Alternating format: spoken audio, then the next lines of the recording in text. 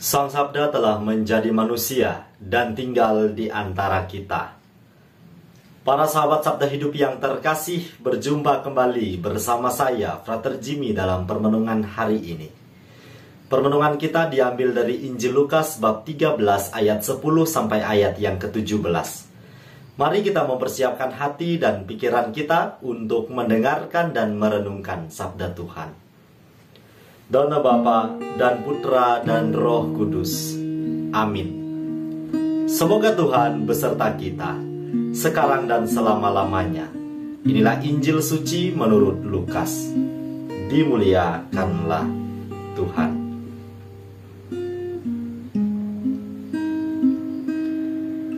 Pada suatu kali Yesus sedang mengajar dalam salah satu rumah ibadat pada hari Sabat. Di situ ada seorang perempuan yang telah 18 tahun dirasuk roh, sehingga ia sakit sampai bungkuk punggungnya dan tidak dapat berdiri lagi dengan tegak. Ketika Yesus melihat perempuan itu, ia memanggil dia dan berkata kepadanya, "Hai ibu, penyakitmu telah sembuh." Lalu ia meletakkan tangannya atas perempuan itu, dan seketika itu juga berdirilah perempuan itu dan memuliakan Allah. Tetapi kepala rumah ibadat gusar karena Yesus menyembuhkan orang pada hari Sabat. Lalu ia berkata kepada orang banyak, "Ada 6 hari untuk bekerja. Karena itu datanglah pada salah satu hari itu untuk disembuhkan, dan jangan pada hari Sabat." Tetapi Tuhan menjawab dia, katanya, "Hai orang-orang munafik, bukankah setiap orang di antaramu melepaskan lembunya atau keledainya pada hari Sabat dari kandangnya dan membawanya ke tempat minuman? Bukankah perempuan ini yang sudah 18 tahun diikat oleh iblis harus dilepaskan dari ikatannya itu, karena ia adalah keturunan Abraham?"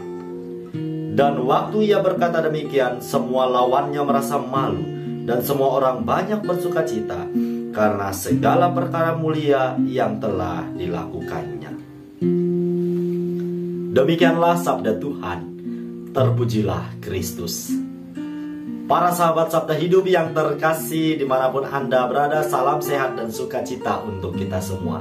Kembali melalui sabda Tuhan yang kita dengarkan dalam bacaan Injil pada hari ini, Yesus menampilkan kepada kita mujizat, yakni ia menyembuhkan seorang perempuan yang 18 tahun lamanya sakit karena pengaruh dari kuasa si jahat.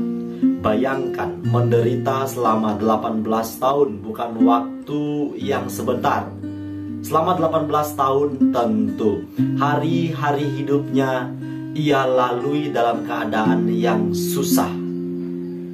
Maka para sahabat Sabda Hidup yang terkasih, kita dapat kurang lebih membayangkan betapa menderitanya seorang yang sakit ini selama 18 tahun lamanya.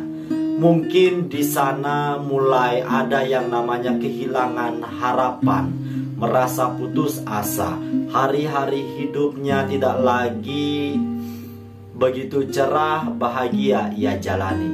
Tetapi ketika Yesus menyembuhkannya, ada sukacita yang besar. Ia telah dilepaskan dari belenggu kejahatan. Nah, di sini saya ingin mengajak kita sekalian, para sahabat yang terkasih, merefleksikan bahwa kuasa kesembuhan yang diberikan oleh Yesus senantiasa menyelamatkan dan sifatnya kekal. Asal kita mau datang dan percaya penuh kepadanya. Para sahabat Sabda Hidup yang terkasih, tentu dalam hari-hari hidup kita juga tidak lepas dari pengaruh si jahat dan kuasa kegelapan. Akan tetapi satu pertanyaan penting untuk kita refleksikan, apakah kita menyadarinya? Nah, ini pertanyaan yang sangat sederhana, namun bagi saya pribadi sangat mendasar. Apakah kita sadar pengaruh-pengaruh si jahat ini dalam bentuk apa saja dalam kehidupan kita setiap harinya? Adakah kita menyadarinya? Dan adakah kita berupaya untuk membebaskan diri dengan apa? Yakni dengan mohon kepada Tuhan Yesus agar kita dibebaskan dari belenggu si jahat ini. Para sahabat Sabda Hidup yang terkasih, terkadang godaan-godaan si jahat ini tidak melulu melalui hal-hal yang menyakitkan, hal-hal yang membuat kita kesulitan, melainkan justru saya merefleksikannya lebih sering si jahat ini menggoda kita dalam tawaran-tawaran dunia yang menyenangkan, tawaran-tawaran dunia yang membuat kita lupa akan Tuhan yang kita imani, membuat kita lupa berdoa, membuat kita lupa mengucap syukur. Nah, apabila beberapa indikasi ini sudah kita alami dalam hari-hari hidup kita, maka mari segera kita menyadarinya, segera kita mohon agar Tuhan kembali menguatkan kita, agar kita bisa bangkit dan membentengi diri, tentu dengan kuasa kasih-Nya yang senantiasa Ia curahkan kepada kita setiap harinya. Para sahabat Sabda Hidup yang terkasih, bagi kita orang-orang beriman, dalam Yesus ada kesembuhan, dalam Yesus ada keselamatan. Semoga permenungan singkat ini dapat menjadi refleksi iman kita bersama, sehingga kita semakin dimurnikan, kita semakin berjalan dalam terang iman menuju kepada kesempurnaan itu sendiri. Selamat beraktivitas, salam sehat untuk kita semua. Semoga Allah yang Maha Kuasa memberkati kita, melindungi kita terhadap dosa, dan menghantar kita ke hidup yang kekal. Amin. Dalam nama Bapa dan Putra dan Roh Kudus. Amin.